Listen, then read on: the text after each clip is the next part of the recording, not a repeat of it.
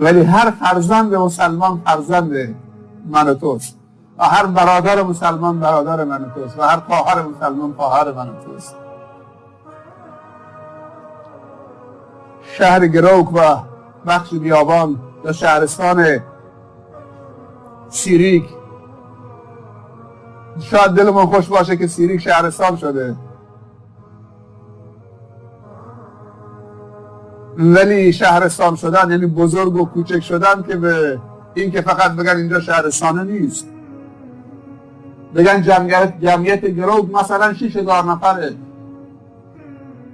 چه شهر بزرگیه. بزرگی یک جامعه به مغز بزرگشونه، به اخلاق بزرگشونه. چند تا آدم بزرگ دارید اینو بگید، چند تا دانشجو و عالم و حافظ قرآن و مصلح اجتماعی و خیر دارید، اونا رو بشمارید میدونید چقدر بزرگی چقدر کوچکید. جمعیت دانش آموزیتون خیلی جمعیت خوبیه، اگه 6,000 نفر باشید شاید خیلی جمعیت دانش آموزیتون از کودکستان پیش دبستانی تا دانشگاه. رو اونها سرمایه گذاری بکنید. ما هستیم در خدمت شما به اندازه وقتمون و توانمون. خداوند به همه شما جزای خیر عنایت بفرماید. از حوصله‌ای که کردید بی نهایت سپاسگزارم. امیدوارم که سال جدید واقعا سال شکوفایی و نوآوری باشد و سال تبدیل و تحول از حسن به احسن باشد. من نمیگم شما بدید، شما خوبید، اما از خوب به خوبترین انشاءالله منتقل بشید، از حسن و نیکو به نیکوترین، از به به بهترین تبدیل بشید.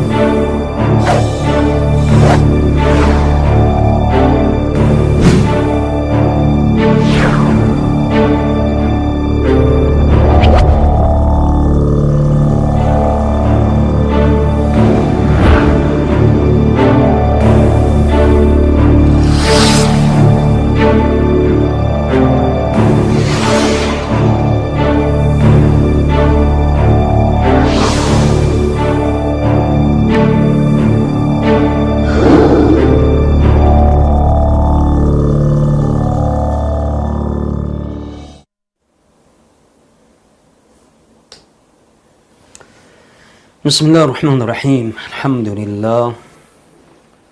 اللهم صل و سلم علی نبینا محمد.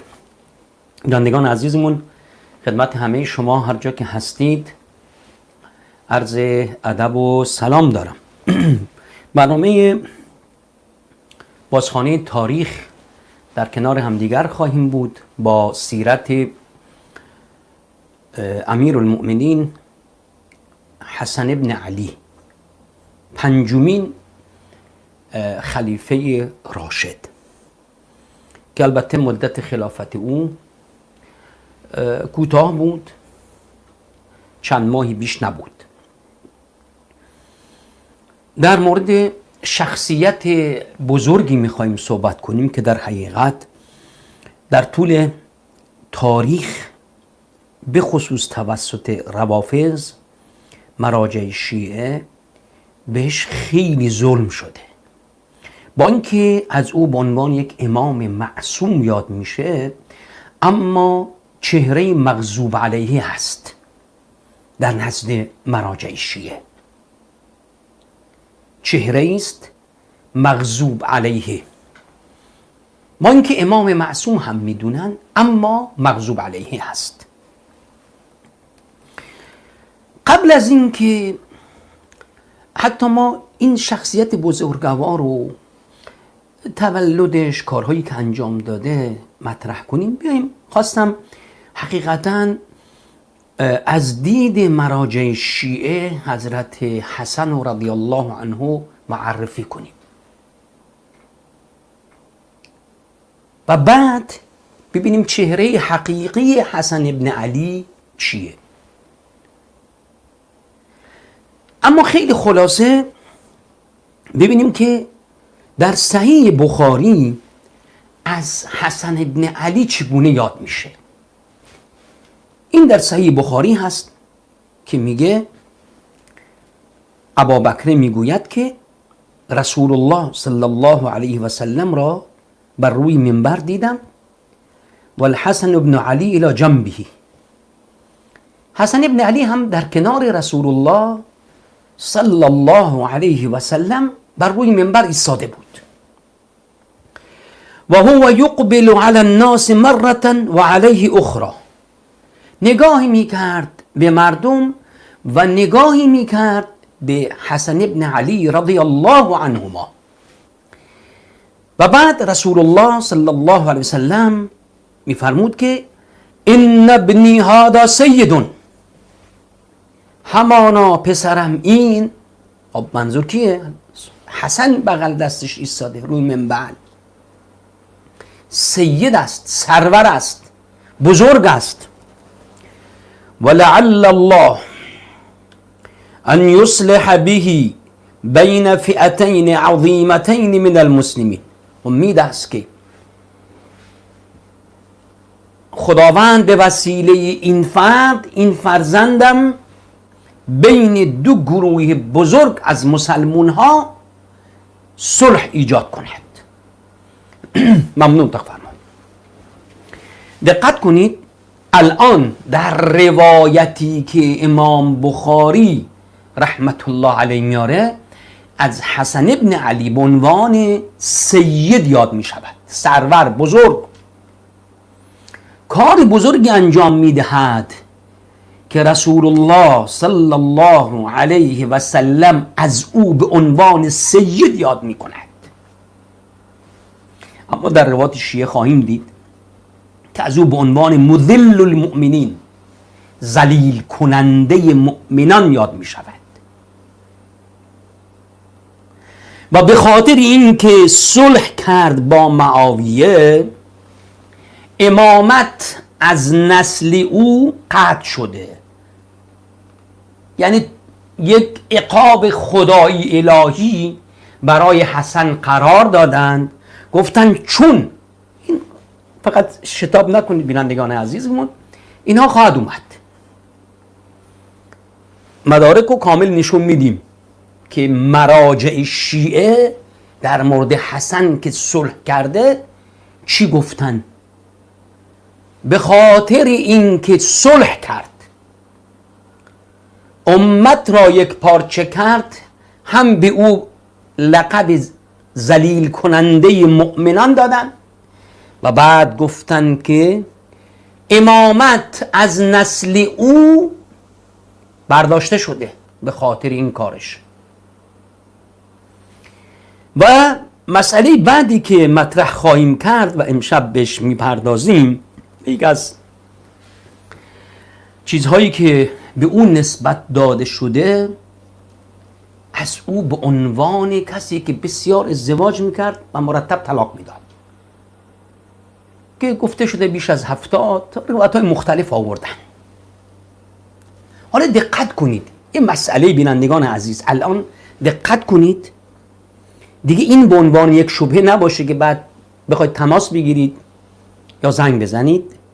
الان راه‌های ارتباطی ما یکی تماس تلفنی است و اینکه از طریق واتساپ فعلا نمیتونیم تماس واتساپیتون رو بگیریم. فعلا نمیتونیم تماس واتساپی تا برنامه بعد انشالله. و میتونید پیامتون رو بفرستید، به خصوص اگه لطف کنید نوشتاری باشه. حالا من یه چیزی رو بیان میکنم، خواهش میکنم این شبهه تو ذهنتون نیاد. نگاه کنید، امکان داره بگید که خب این که در کتابای اهل سنت هم اومده. تاریخ مثلا ابن کثیر در تاریخ خودش آورده که قالو گفتند که حسن بسیار ازدواج میکرد اما همیشه 4 همسر داشت. دقت کنید، ابن کثیر معصوم نیست. یک مورخ در کتاب تاریخ آورده با یک صیغه‌ای، با اسلوبی که دلالت بر ضعف این قضیه میدهد. اما ببینیم آنچه که مراجع شیعه نقل میکنند، امام معصوم نقل میکنه. دقت کنید فرق بین قضیه. شما نمیتونید ابن کثیر یا فلان حتی محدث اهل سنت هم نقل کرده باشه، نمیتونید شما با امام معصوم مقایسه کنید. امام معصوم کجا؟ و مثلا ابن کثیر، ابن حجر، حتی اگر امام بخاری هم نقل کرده باشه کجا؟ اصلا قابل مقایسه نیستند. امام معصوم تو میخوایی با مثلا امام بخاری، امام مسلم مقایسه کنی؟ نمیشه. امام معصوم با انبیا شما باید مقایسش کنید. پس الان این قضیه رو الان واضح و آشکار تو ذهنتون باشه که این ایراد رو نگیرید که بگید علمای اهل سنت هم نقل کرده اند. در کتاب تاریخ اینقدر مسائل ذکر شده که صحیح و غیر صحیح و ضعیف و دروغ همه چیز هست، نیازمند به یک بازبینی هست. هر آنچه که در کتاب تاریخ اومده نمیشه قبول کرد. اما شما وقتی که میایید روایت و نسبت میدید به امام معصوم، قضیه غیر هست، اون هم روایتی که صحیح هست از نظر مراجع علمای شیعه، روایت صحیح هست. این یک قضیه دوم، دقت کنید با این القابی که به حسن ابن علی رضی الله عنهما دادند، دقت کنید که مراجع شیعه، علمای شیعه برای حفظ این دین و عقیده به هیچ چیزی رحم نمی کنند. به خدا توهین می کنند، به رسول خدا توهین می کنند، به ائمه هم توهین می کنند، بهشون دروغ نسبت می دهند، میگن امام تقیه کرد، امام ترسید، همه چیز میگن برای حفظ این عقیدهشون.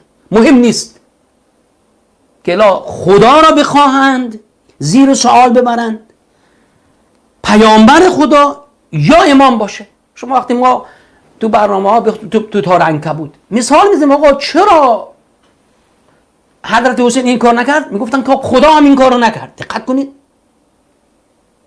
دقت کنید چگونه اینا برای حفظ این عقیده خدا را زیر سوال میبرند، به خدا صفات نقص حاضر هستن بدن که اون عقیده‌ای که دارند اون عقیده حفظ شود.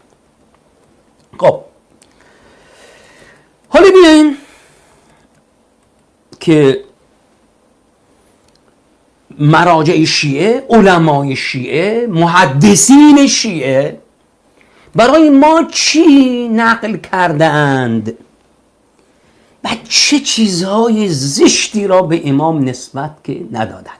حالا قبل از این که به این وارد بشیم گفتیم که نگاه کنید علمای شیعه برای حفظ این عقاید خودشون خب هر بدی، نقص و زشتی به خدا و پیامبر و بزرگ ائمه‌ای که معصوم میدونن هم نسبت میدهند. آقا تعجب نکنید که الان شما ببینید این حکومت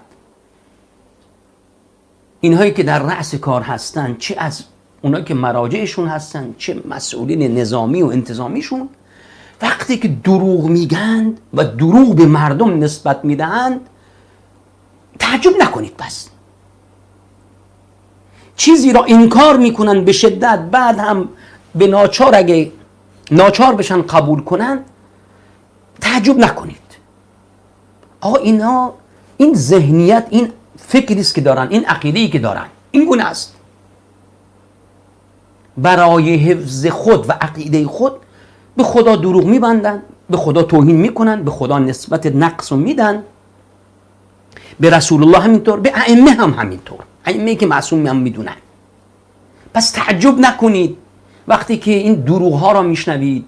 مرتب دارن دروغ میگن، کسی را کشتند، هواپیما را میزنند، فلان کار کردن، انکار میکنن ابتدا به شدت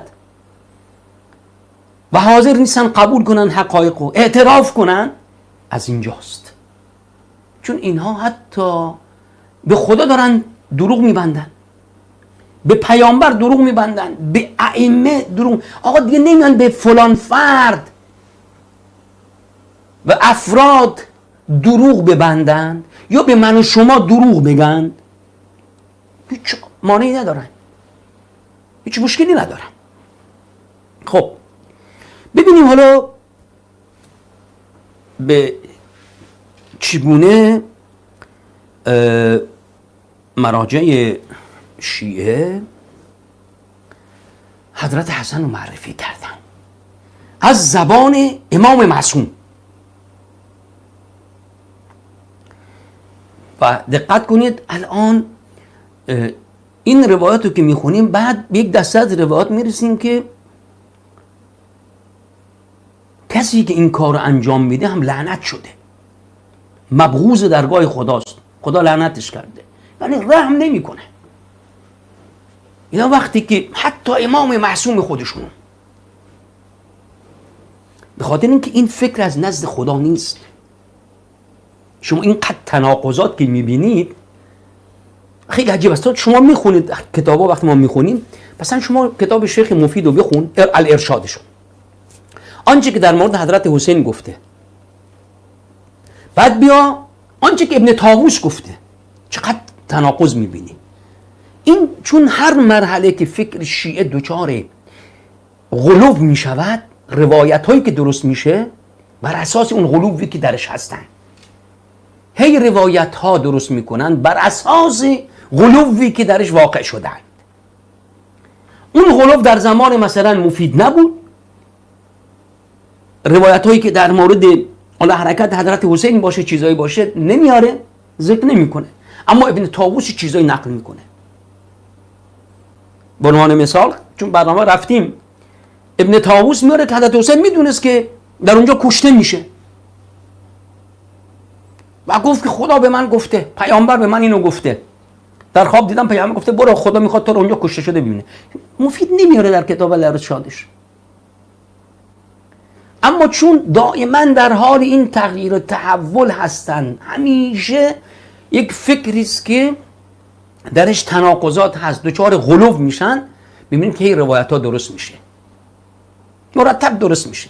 و اون حتی افکاری که قبلا جزو افکار کسانی که اهل غلو بودن، زیاده روی میکردن، اونها را لعنت میکردن، بر حذر میداشتن، الان شده فکر آقایون، جزو مسلمات میگه دین ماست. خب بریم ببینیم که اصول کافی در دقت کنید، الکافی شیخ کلینی جلد 6 صفحه 56. دقت میفرمایید، اینم مکتبه شیعه است که زیر نظر کیه؟ آقای میلانی است، آیت الله العظمی المیلانی. ببینیم که در اینجا چی میاره. روایت چهارم میاره از ابی عبدالله علیه السلام، از ابی عبدالله حضرت جعفر، میگه که علی بر روی منبر میگفت لا تزوج الحسن فانه رجل مطلق.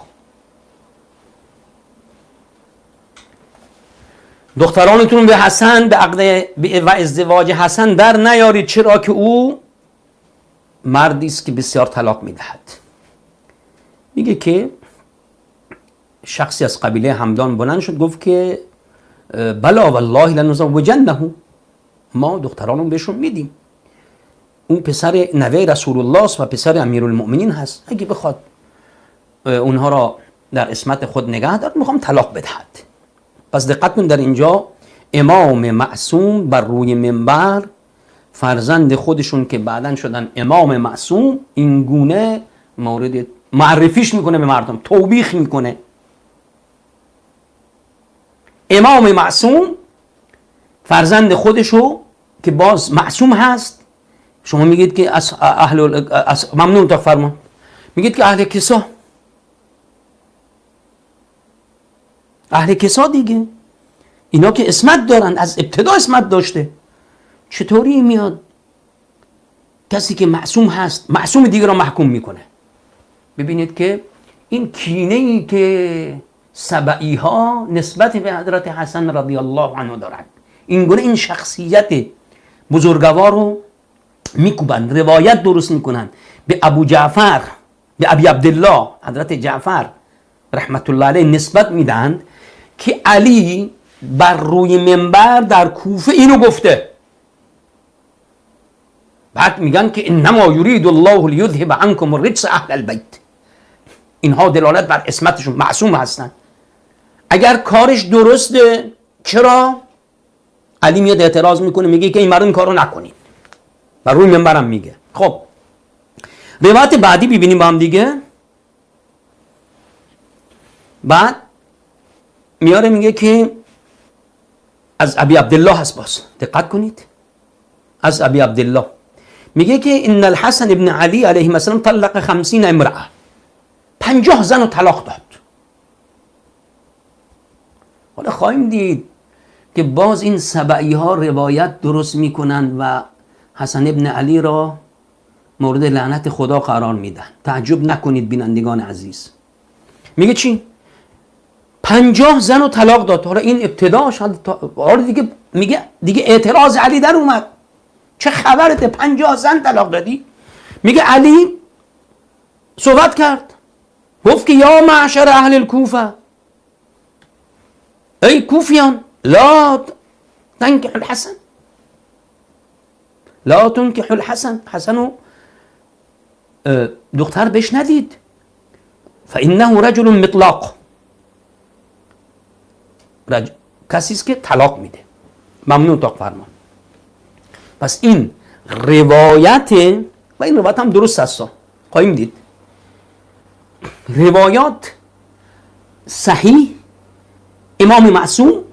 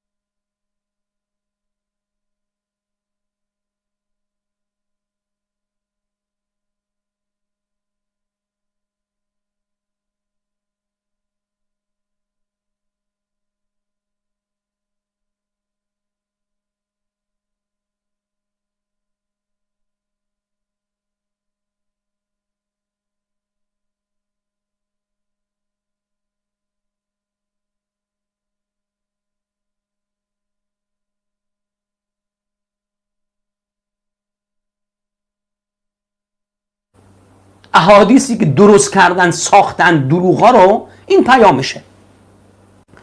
حالا توجیه این روایت رو چیکار کنن؟ این روایات اومده که صحیح است، چیکارش کنن؟ بعد باز در یه مشکلی دیگه واقع شدن، روایات صحیح هست، حالا بعد چطوری توجیهش کنن؟ ببینیم این کتاب اسمش چیه؟ روضة المتقین فی شرح من لا یحضره الفقیه. مؤلف کی؟ نویسنده محمد تقی مجلسی. جلد 9 صفحه 5. دقت کنید اینجا من 3 تا حدیث آورده، 3 تا حدیث کار داریم. ببینید در روایت اول که اصلا بحث ما نیست، ولی میخوام یک شرحی بدم این حدیث اولو. میگه با فی القوی کالصحیح، روایت قوی هست که مانند صحیح است از ابی جعفر علیه السلام که یه زنی داشت خیلی دوستش داشت. ابی جعفر یعنی کی؟ حضرت باقر، محمد باقر. این زنو دوست داشت و کان لها محبا،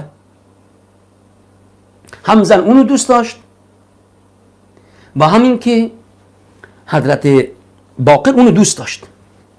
تعجبه، دوست یعنی از جمالش، حالا هرچی بوده که مورد رضایت حضرت جعفر بوده. تعجبه و کان له محبا، دوستش داشت. فاصبح یوما وقد طلقها واغتم لذلك، طلاقش داد، بعد خیلی ناراحت میشه. امام معصوم الان داره ناراحت میشه که چرا خانمشو طلاق داده. خب یکی از یارانش گفت که جعلت فداک لما طلقتها، تو که دوستش داری چرا طلاقش دادی؟ میگه که اینی ذکرت علیها علیه السلام، حضرت علی را در نزد او یاد کردم. حالا یکی از ائمه هر کی باشه، علی رو، فتنقصته، حرف خوبی در مورد علی نزد، توهین کرد، تحقیر کرد. فکرهت، دقت کنید الان، ان الصق جمرة من جمر جهنم بجلدی، خوشم نیومد که یک اخگری از اخگرهای جهنم رو به پوست خودم بچسبونم. اتاق فرمان ممنوع. شما الان اینجا چی تو ذهنتون میاد بیننده عزیز؟ حضرت باقر یک همسری داشته خیلی دوستش داشته، طلاقش میده، خیلی هم ناراحت میشه بعد که چرا طلاقش شده.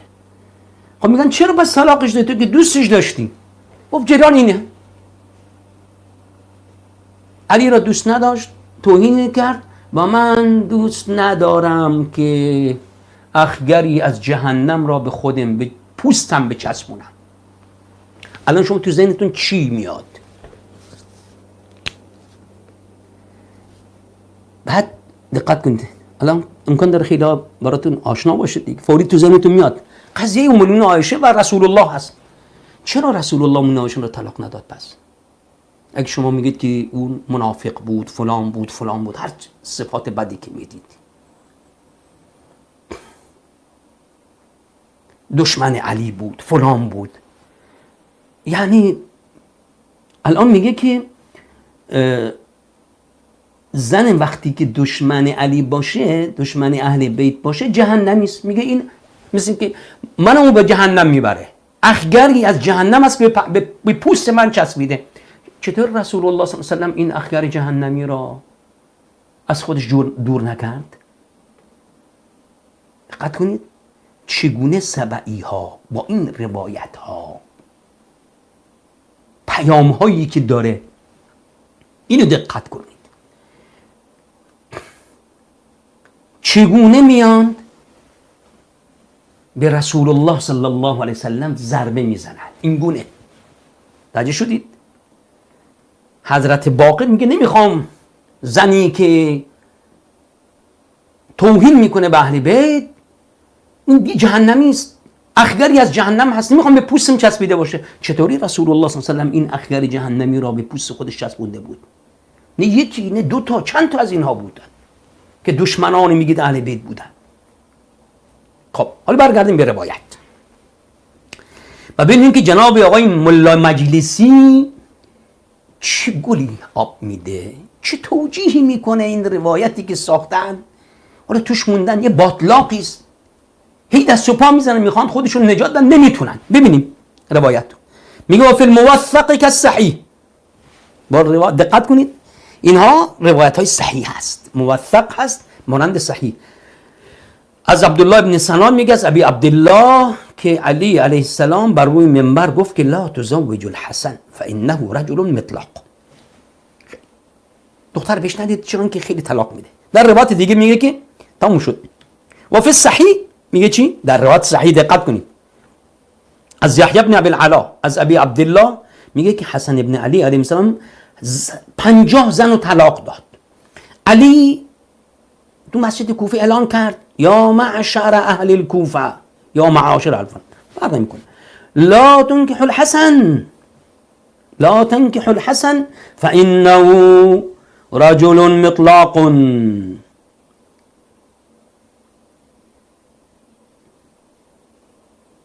چرا؟ برای اینکه طلاق میده. خب حالا ببینیم جناب آقای ملای مجلسی چه تعویلی میکنه. این تعویلش هست و ظاهر ان کثرت طلاق سید شباب اهل الجنت اجمعین کانت، میگه علتش چی که زنا رو طلاق میداد؟ به خاطر اینکه اخلاقشون خوب نبود.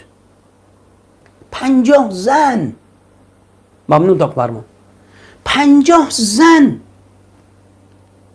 این امام معصوم تو میگی همه چیز میدونه. جناب ملای مجلسی تو که این روایت ها رو دیگه تو کافی خوندی آوردید، میگید که امام علم غیب مطلق داره، همه چیز میدونه. 50 زن انتخاب کرد، این زنی خوب در نیومد. یعنی واقعا این برای یک انسان عاقل قابل قبول هست که بگی 50 زن تا حالا. خب بعد از اونم که ازدواج کرد، اون فرد که از قبیله همدان بود گفت که نه یا امیرالمومنین، نه ما دختر بهش میدیم، چرا ندیم؟ نوه رسول الله و پسر توست، آزاد هست، بخواد طلاق بده بخواد طلاق ندهد. مولای مجلسی چی میگه اینجا؟ محمد تقی بخاطر اینکه 50 تا زن هنوز یکیشون اخلاقشون خوب نبود، یا اینکه بعد بگید آه مشکل در امام بوده، اخلاق امام خوب نبوده. 50 زن. این تحویل جناب مولای مجلسی خوشایند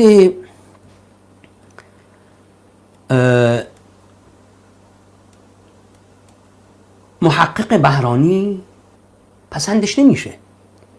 در حدائق ناظره این چیزی که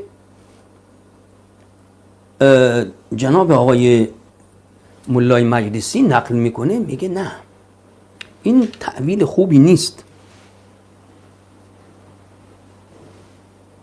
خب این که عذر شرعیه. بعدش رو ببینیم، روایت رو ببینیم. الحدائق الناظره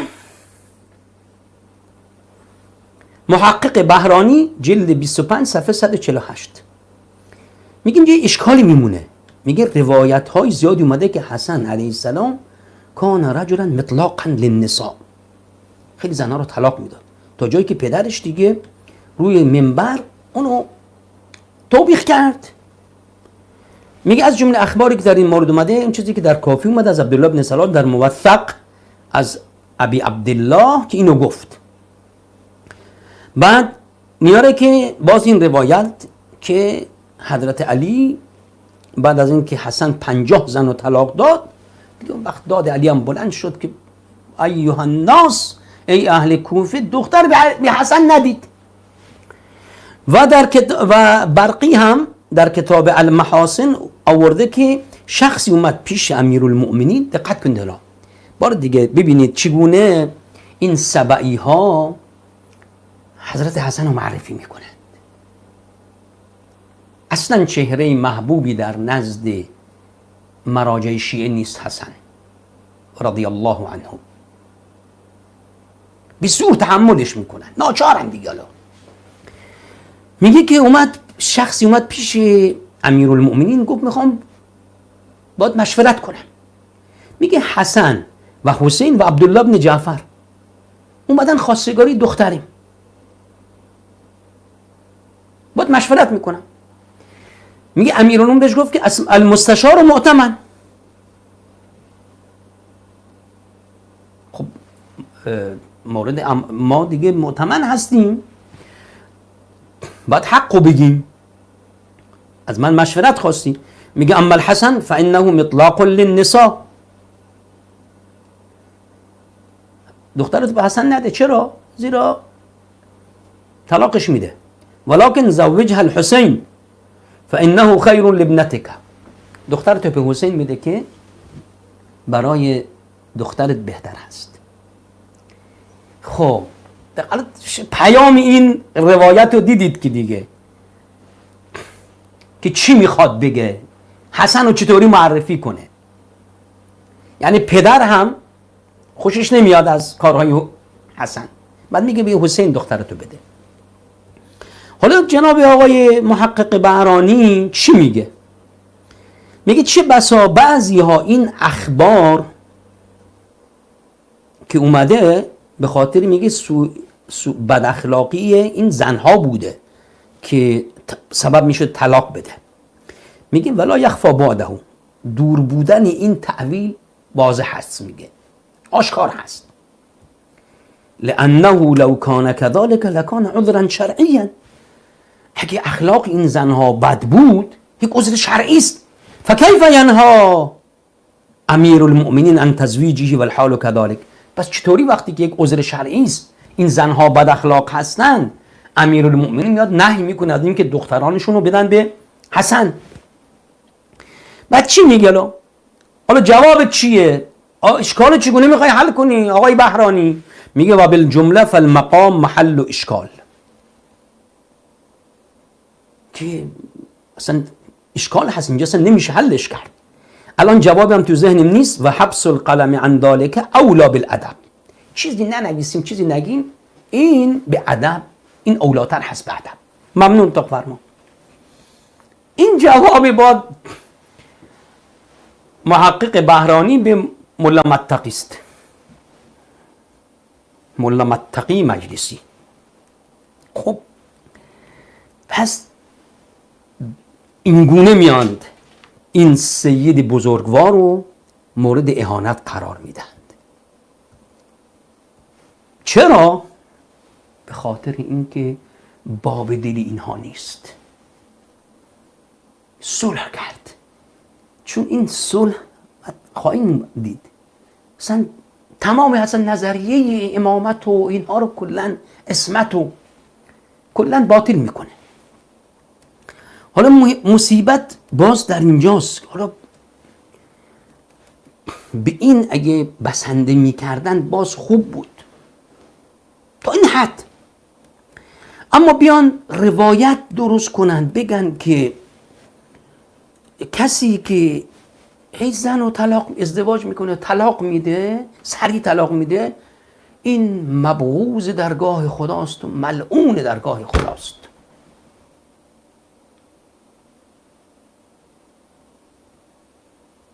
شما میگه نمیگید که امیرالمؤمنین علی بر روی منبر کوفه اینو گفت که حسن مطلق هست، یعنی خیلی طلاق میده،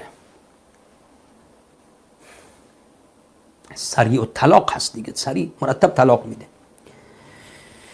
ببینیم در کتاب کافی شیخ کلینی جلد 6 صفحه 54ش چی میاره.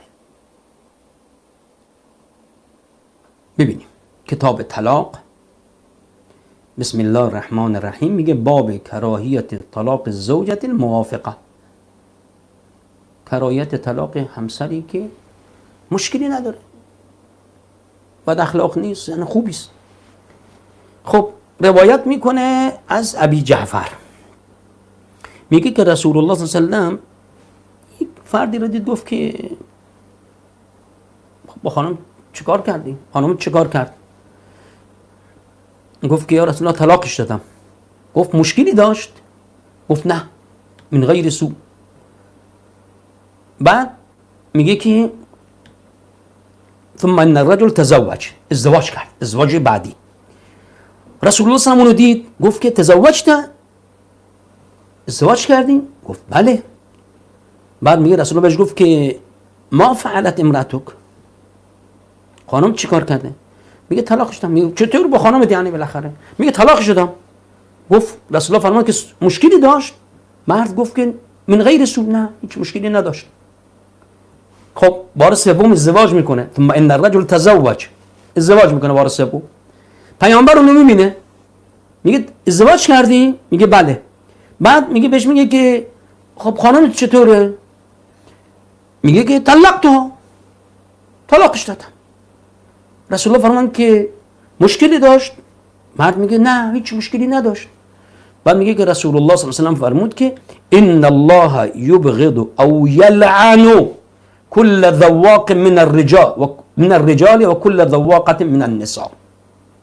دقت کنید، خداوند دشمن میدارد، بدش میاد یا لعنت میکند هر مردی که این گونه است. این 3 بار ازدواج کرده. شما میگید حسن بعد از 50 بار ازدواج کردن دیگه داد علی در اومد. و بعد اینجا میگید که جدش فرموده که خداوند خوشش نمیاد، بدش میاد، مبغوض درگاه خداست. کسی مبغوض باشه یعنی چی؟ عملی که مبغوض هست چیه؟ یعنی خدا دوست نداره. کسی که انجام بده خدا اون از رحمت خودش طرد میکنه، خوشش نمیاد. او یلعنو، لعنت میکند هر مردی که این گونه هست. ذواق من الرجال، فقط ازدواج میکنه طلاق میده، ازدواج میکنه طلاق میده. و هر زنی هم که این گونه باشه دوست داره که مرتب ازدواج کنه و از شوهرش طلاق بگیره. خب روایت بعدی دقت کنید، از ابی عبدالله گفت که ما من شیء مما احله الله عز وجل ابغض الیه من الطلاق. هیچ چیزی که خدا حلال کرده در درگاه او مبغوض‌تر از طلاق نیست. و ان الله یبغض المطلق الذواق. خداوند کسی که بسیار طلاق دهنده است و سریع طلاق میده دوست ندارد. حالا در معناش چیه؟ لا یحب الذواقین، یعنی کسانی که سریع ازدواج میکنن سریع طلاق میدن، یعنی دائما طلاق میده، ازدواج میکنه دائما طلاق میده سریع. این مدت کوتاهی با خانمش هست بعد طلاق میده. خب ممنون تا فرمان. الان پس بر اساس این روایاتی که ساختند، روایاتی که ساختند دیگه، و میدونن که آقا این روایت ابو عبدالله هست، یعنی بعد از حضرت حسن اومده، داره میگه که کسی که این صفتو داره خدا دوستش نداره، مبغوض درگاه خداست. کسی که خیلی ازدواج میکنه و خیلی طلاق میده مبغوض درگاه خداست. میخواد چی بگه؟ پیامش چیه؟ بخواد دیگه این حسن رضی الله عنه را مورد ضربت خودش خواند. روایت اولم وقتی که میاد رسول الله میگه، خب وقتی به رسول الله نسبت دادن، آیا حسن نمیدونست که رسول الله اینو فرموده؟ شما میگید که علمو به ارث میبرن دیگه، امکان نداره که چیزی رسول الله گفته باشه از دید شما و حسن ندونه. مگه حسن نمیدونست که رسول الله فرمونه که خداوند این کار رو لعنت کرده، این افراد رو لعنت کرده، این افراد رو دوست ندارد؟ حسن میدونسته، علمشو داره، به ارث برده علم پیامبر. میگی چیزی برش پوشیده نیست، چطور این کار رو انجام میده؟ دقت کن در اینجا ببینید که علمای شیعه دیگه متحیرن، نمیدونن چه کار کنن. از یک طرف این روایات هست که نمیتونن این روایات رو رد کنن. دقت کنید وقتی میگیم که مراجع و علمای شیعه برای حفظ عقیده خودشون میگو به امام هم توهین بشود، به رسول الله توهین بشود، به خدا توهین بشود، مهم نیست. مهم این است که این روایت ها، این فکر، این روات، این راویان حفظ شود. چون اگر اینجا شما اینو رد کردید، همین راویان هستن که چیزای دیگه نقل کرده، بعدش همه رو رد کنید. همین راویان اگه اونجا اومدی گفتی که نه با این روایتی که اومده حسین دزدی کرد، قافله زنی کرد، اومد وسایل آرایشی قافله رو غارت کرد، بگه آقا این دروغه، نمیتونه بگه دروغه، چون اگه گفت دروغه، همین راویان چیزای دیگه نقل کردن، مجبورند متاسفانه برای حفظ این روات، این عقیدهشون، اینها این روات مقدس هستن، این عقیده مقدس است. خدا در نزد سبعی ها مقدس نیست. به خدا صفت نقص میدن، به رسول الله میدن، به ائمه هم میدن، اما بعد این فکر حفظ شود. ما به این بسنده میکنیم چون سوالهای زیادی از بینندگان داشتیم در واتساپ. میگه آیا در سوال بیننده اینه که آیا در زمان حیات علی رضی الله عنه حسن و حسین از شیعیان خمس میگرفتن؟ مثلا خمس از کافر میگیرن. متاسفانه مراجع شیعیان رو مثل کافرانی میپندارن که به غنیمتشون گرفتن. آخه اونجا توی مصیبت این است که حتی مراجع شیعیان پیروان خودشون رو مثل یک کالایی میپندارن که به ارث بردن، به غنیمت بردن. یعنی در این جنگ بین حق و باطل اومدن این میگه که اینا ما به غنیمتشون بردیم، به ادعای خودشون به غنیمت بردن. شیعیان مثل یک مالی است، به غنیمت بردن. حالا ازشون بعد آقا غنیمت یک پنجم خمس مال چی؟ غنیمت جنگی است که تو بدی. نه اینکه هر کاری کردی مالت کلا. زکات اهمیت نمیدن چون 2.5% چیزی نیست، ولی اون 20%. چقدر قرآن تحقیق کرده بر قضیه نماز و زکات. اما بحث این غنیمت تو سوره انفال اومده، اونم در بحث جنگ بدر بوده. اینا اومدن دیگه اصلا زکاتو کنار گذاشتن، کاری به زکات ندارن. 2.5% چیه براشون؟ 20% خیلیه. از هر 100 تا باید 20 تا بیدی در خمس. اما در زکات چی؟ 2.5%. از 100 تا 2.5 میدی. کجا 2.5 و کجا 20؟ اصلا قابل مقایسه نیست. در زمان حضرت حسن، در زمان حضرت حسین، در زمان حضرت علی رضی الله عنه اصلا چیزی به اسم خمس نبوده. و اینها اصلا اهل سنت هستند. این بزرگواران هیچ ارتباط عقیدتی بین سبعی ها و اهل بیت وجود نداره. و دیگر اینکه چرا در مذهب شیعه استفاده از خمس جمع آوری برای چند مورد مشخص تعیین شده است. خب میگن برای سادات دیگه میگن چیزی که باطل هست. خب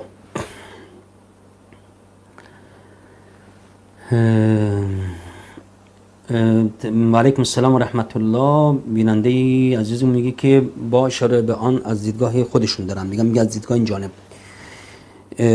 نکته میارم میگه خالی از لطف نیست. این است که نزد غلات به طور عام و نزد فرقه امامیه به طور خاص دین همواره در خدمت سیاست و دنیا بوده و هست. متاسفانه بله، کاملا درست میگید.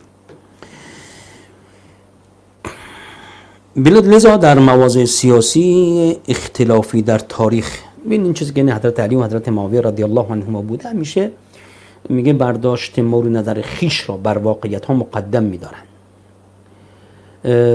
جالب اینجاست که خوارج نیز با روافض در این مورد یک روی کرده دارن. اما سوال ما از شیعیان این است که آیا شیعه علی فرزند علی را مذل المؤمنین معرفی میکند یا سید شباب اهل الجنه؟ مذل المؤمنین یعنی ذلیل کننده مؤمنان معرفی میکنه یا سید شباب اهل الجنه؟ پیام زیبایی است از برادر عزیزمون. خب بیننده عزیزمون یه پیامی فرستاده بودند از افغانستان. خب قبل از این میگه که مامانم جنها خیلی اذیت میکنن، مامانم چیکار کنه که دست اینها خلاص بشه؟ خب چطوری؟ خب نگن اذیت کردن جن خیلی وقتا انسان خودش دچار یه توهمی میشه، خیال میکنه که خیلی وقتا انسان دچار توهم میشه، خیال میکنه که حالا جن زده شده است. خیلی وقتا یک بیماری اعصاب داره، یک بیماری عضوی داره، یه وقتای کمبود یک ویتامین هایی است، دچار انسان یک بیماری هایی میشه و انسان هم آمادگیشو داره بعضی وقتا که این چیزها رو به جن نسبت بده. این یک قضیه، دقت کنید. و بعد انسان مؤمن سعی کنه همیشه تا میتونه با وضو باشه، عذر شرعی نداشته باشه، با وضو باشه. سوره های اخلاص، قل هو الله، سوره قل اعوذ برب الفلق، قل اعوذ برب الناس بخونه مرتب. اذکار بعد نمازش رو بخونه. آیت الکرسی بعد از هر نماز همراه با این 3 سوره بخونه.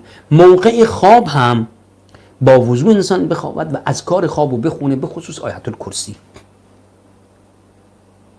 و سوره اخلاص و فلق و ناس، سبحان الله، الحمدلله، الله اکبر. اذکار بخواند، بیاد خدا باشد. نکنید حتی اگه جن بخواد اذیت انسان کنه، این اذیت کردن جن مثل یک بیماری است. این وقتی انسان بیمار می شود چگونه است؟ حالا چه سرماخوردگی باشه، بیماری قلبی باشه، کلیوی باشه، فلان باشه، یه عضوی، اذیتی که جن بکنه در این حد است که مثل یک بیماری باشه. این بیماری قابل علاج هست. شما میتونید با دعا، توسل جستن به الله سبحانه و تعالی، با صدقه دادن، با خواندن قرآن، با اذکارتون، این خودتون علاج کنید. به اضافه اینکه به فکر نشید، چون انسان وقتی که همیشه به فکر یک موضوع هست، همیشه تو ذهنش هست، برش تسلط پیدا میکنه خود به خود. هیچی هم نباشه، آقا شما به خودتون تلقین کنید که بیمار میشید. به خودت تلقین کردی که آقا جن ها هستن. همیشه هر حرکتی شما خیال میکنید که از جن هست. هر حرکتی، یکی صدایی از بیرون شنیدید، یه چیزی شد، جن هست. تخیل، انسان دیگه دچار تخیل میشه. به این قضیه انسان نباید فکر کنه. الان آنچه که شما نمیشید که خیلی همیشه اذیتش میکنن اینه که حقیقتا چون زیاد دیدید تو فکرش میرید. قرآن بخونید، مرتب قرآن بخونید. اون چیزی که از قرآن بلدید بخونید، قرآن گوش کنید. خدا شفا میدهد، قرآن شفا هست. حالا بفرضین که شما دچار این، مادرتون دچار این جن زدگی شده باشه، پس اینا رو فراموش نکنید. فقط به خدا روی بیارید، از خدا بخواهید.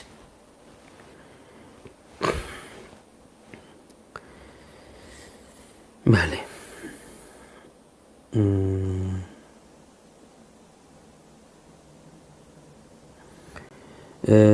این پیام بیننده گوش کنیم.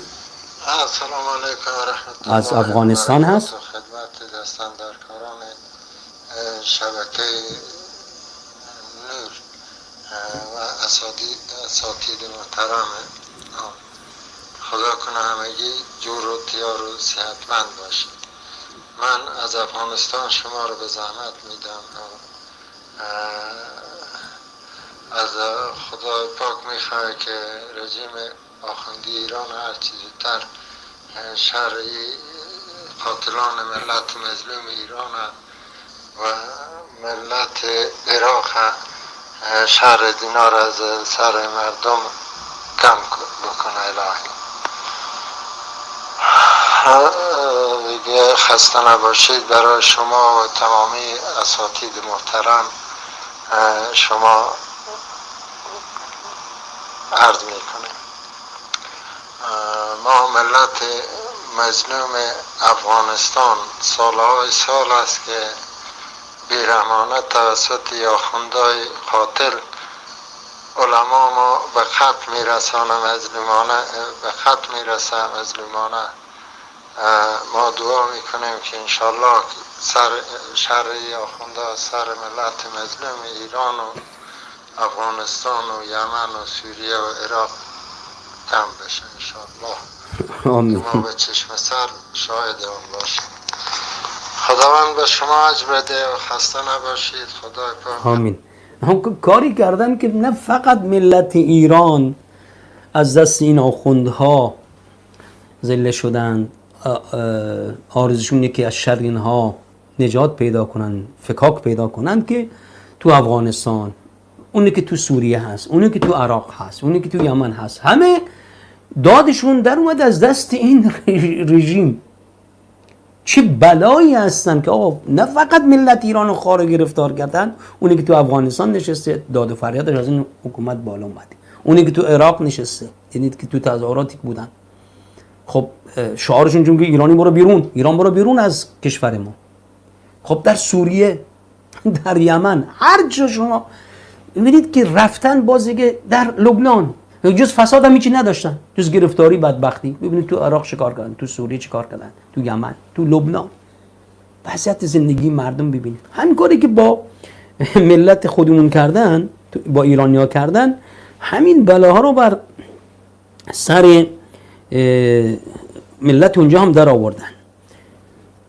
سوال فقهی دارن، کاش که بینندگان عزیز لطف کنید سوالای فقهیتون رو روزهای چهارشنبه و جمعه برنامه فتوا هست، لطفاً اونجا بفرستید. فقط حالا خب جواب سوالی کردن، میگه سوال در مورد نماز جمع و قصر داره وقتی که انسان مسافر هست، اینا چگونه خوندنش هست؟ خب نماز ظهر 2 رکعت میخونید، اقامه میکنید، 2 رکعت میخونید، سلام میدید، بعد بار دیگه اقامه میکنید، نماز عصرتون هم 2 رکعت میخونید.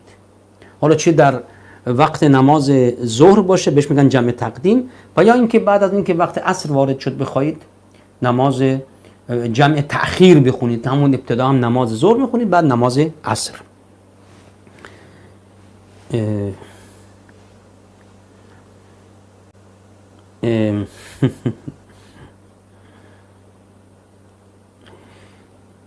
شبکه شما چرا خفه خون گرفته؟ ممنون ازتون بیننده عزیزمون.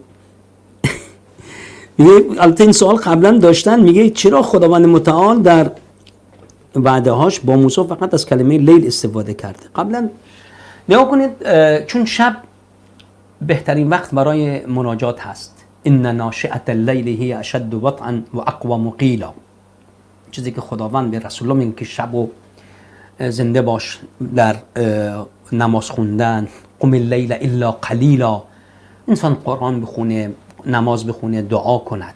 چرا که چیزی که انسان در شب، عملی که عبادتی که در شب انجام میدهد خیلی با ارزشتر هست تا اون چیزی که در روز انجام میده. سکونی که انسان داره و بعد بدور از ریا هست، آرامش جهان هست. این یکی از حکمت هاست، الله علم به حکمت های دیگر.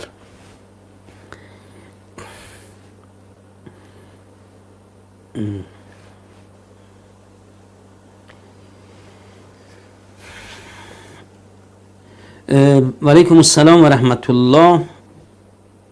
اگر مهسا امینی برای حکومت مهم نبود ملت نشان دادند.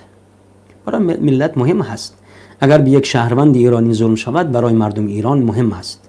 و جالب است که مهسا امینی اولا کرد بودن، بعد سنی هم بودن. ما مردم ایران دیگه بحث قومیت و دین رو کنار گذاشتن. نه گفته حالا خب کردیست کشته شده و سنی بوده به گور پدرش مثلا فوش هم ده. نه، مردم دیگه از بس این آخونده ها به اسم دین ظلم کردن، به مردم ظلم کردن، براشون الان یک شخصی است، انسانی است محترم، دختری بدون گناه، اونو کشتند. به چه ظلم، به چه حجتی؟ هیچ، فقط ظلم کردن. مثل میخوان بدین وسیله با ایجاد ارعاب و ارهاب مردم رو این گونه ساکت نگه دارن. مردم که تو کی ساکت میشن با این کاراتون؟ بعد به اسم دین. حکومت آخوندی خواست با گشت ارشاد جلوی بی‌حجابی بگیره، اما نتیجه عکس داد. بسیاری از زنان در خیابان‌ها در تظاهرات کشف حجاب کردن، نشان دادن که خلاف آخوند عمل میکنن. یعنی اینا نمیگن به خاطر مخالفت با خدا و پیامبر این زنا اومدن حجابشون بس، به خاطر مخالفت با شما. یعنی شما سببی شدید که مردم ضدیت داشته باشن با اون چیزی که حالا قرآن گفته، دعوت داده اسلام. فقط به خاطر مخالفت با شما، نه مخالفت با خدا، مخالفت با پیامبر، مخالفت با اسلام، مخالفت با شما آخوندا. این گونه بلا سر مردم در آوردن که مردم حاضرن که این کارها رو انجام بدن به خاطر مخالفتی با شما.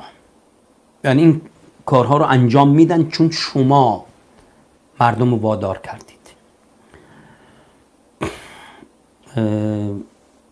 پیام خب بیننده عزیزمون میگه که چرا شیعیان غالباً گوش به حرف علی نمیدن؟ از خودشون دین شبیه بهایی درست کردن. علی در نهج البلاغه میفرماد در روی زمین دو امان و وسیله نجات بود. یکی از اون دو برداشته شد که رسول الله صلی الله علیه و سلم بود، از میان ما رفت، وسیله امان. و یکی از امانها از عذاب که از عذاب بود و دیگری استغفار و آمرزش خواهی از الله تعالی است. این در سوره مبارکه انفال هست خیال اگه اشتباه نکنم که بله، میفرمایند که و ما کان الله لیعذبهم و انت فیهم و ما کان الله معذبهم و هم یستغفرون. دعوت به استغفار میده، یعنی اینکه استغفار امانی است. وقتی که انسان دائما به خدا برگرده اشتباه کرده. الان نگاه کنید همین بحث الان چیزی که در جامعه خود امروز ماست و کارهایی که این آخوندان میکنن. آقا اشتباه کردی برگرد، چرا اصرار میکنی؟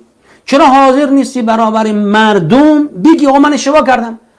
علی رضی الله عنه خب میگفت که به من مشورت بدید، من اشتباه میکنم، من از اشتباه در امان نیستم. اما شما اشتباه کردید، کشتید، حاضر نیستید عذرخواهی کنید، به دختر مردم تجاوز میکنید، به جای اینکه عذرخواهی کنید کسی که این کار انجام داده مؤاخذش کنید، میاد خانواده دختر رو مؤاخذه میکنید، مردم رو میکشید، بخواد ثابت کنید که ما نکشتیم. و هم یستغفرون. این عذاب خدا میگه وقتی که میگه خدا من عذاب نمیدم، عذاب خدا این نیست که از آسمان سنگ بیاد که. الان دقت کن، این عذاب دیگه. سلام علیکم. سلام علیکم. سلام علیکم. بفرمایید.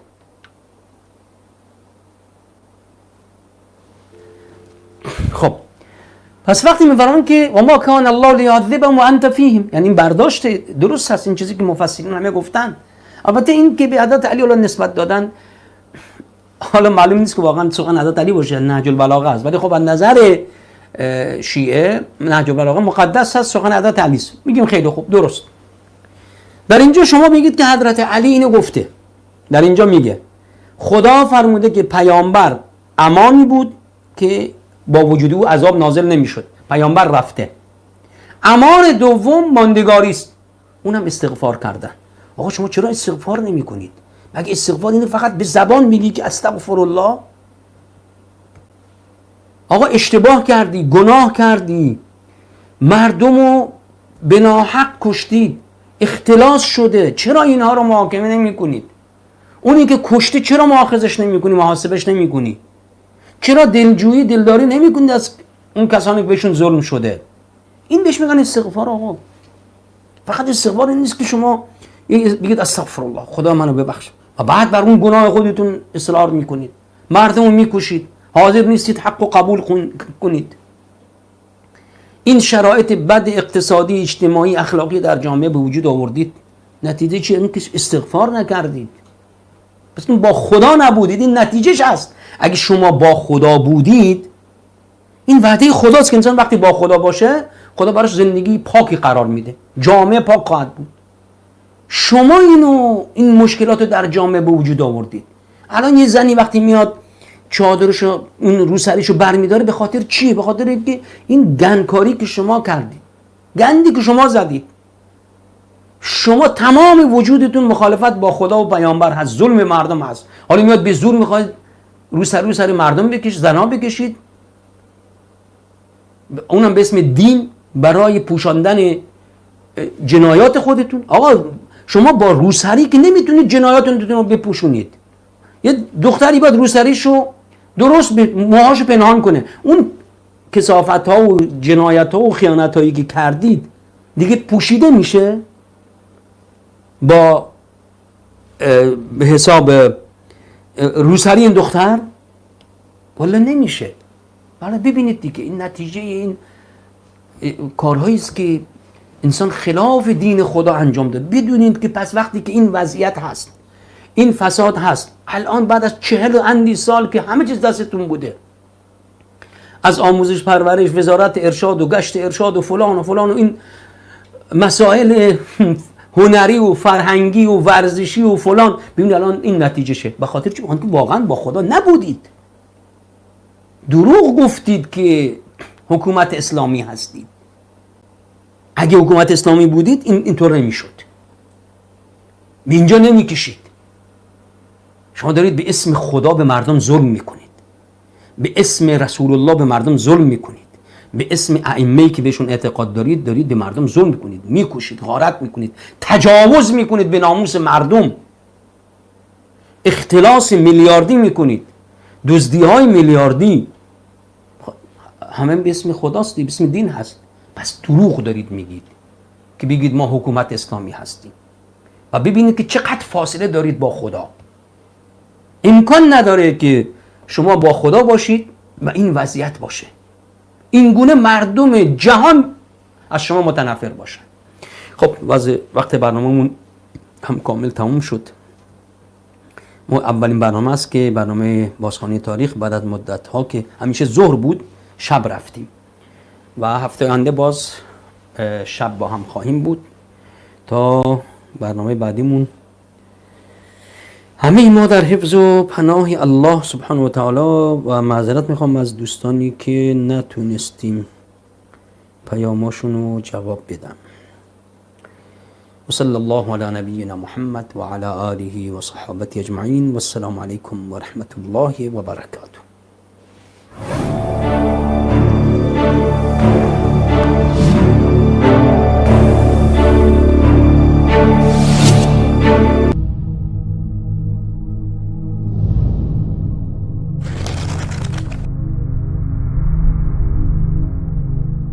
إن الله وملائكته